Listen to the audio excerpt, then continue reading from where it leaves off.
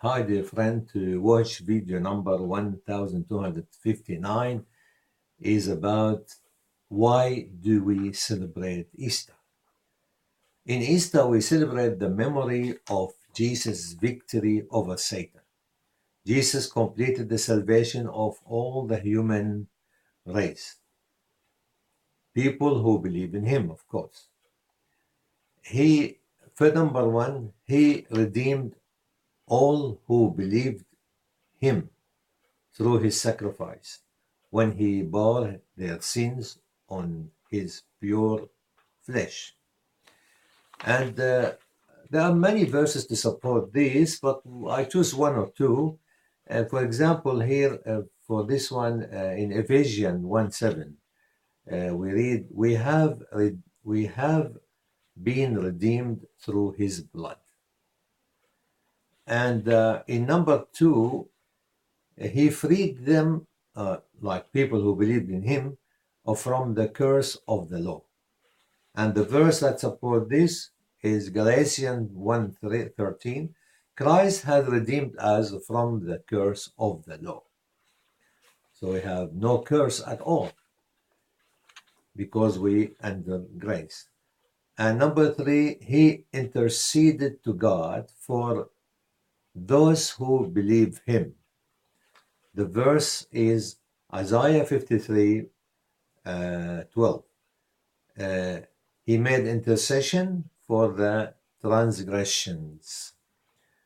And also in Hebrews 7:25 we read, wherefore he is able also to save them who believe in him to the uttermost that come unto God by him,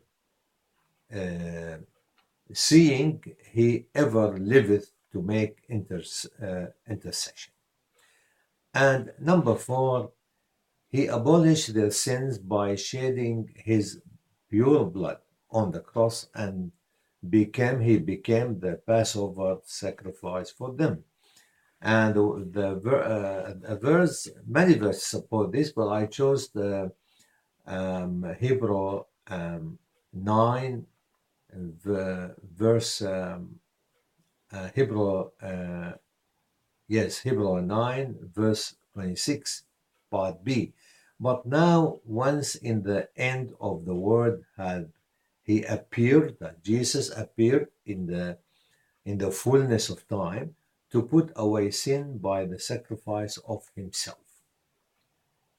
Number five, he became the ransom to receive the anger or the wrath of God on our behalf. And the verse that's supported in number 5, 2 Corinthians 5:21. We read, for he had made him to be a sin for us, who knew no sin, that we might be made the righteousness of God in him. Also in 1 Timothy 2:6 we read, he gave himself a ransom for all, of course, all who believe in him. And number 6, he died because of their sins that would otherwise lead them to death without his work on the cross. And the verse for this one, 1 Corinthians 15:3, Christ died for our sins. And there are many other verses, but that's suffice. Number 7, he resurrected after 3 days because he himself is pure and holy, and he made us children of resurrection. And the verse that supported is John 11:25, I am the resurrection and the life. And number 8, he fulfilled all the prophecies written about him in the Old Testament. And the verse here is Isaiah 7:14. Therefore the Lord himself shall give you a sign. Behold, a virgin shall conceive and bear a son, and shall call his name Emmanuel. Number 9, his priesthood approved by God through the oath and the promise, not just the promise like with Abraham, but oath and promise. And we read about this in Hebrew 2:17.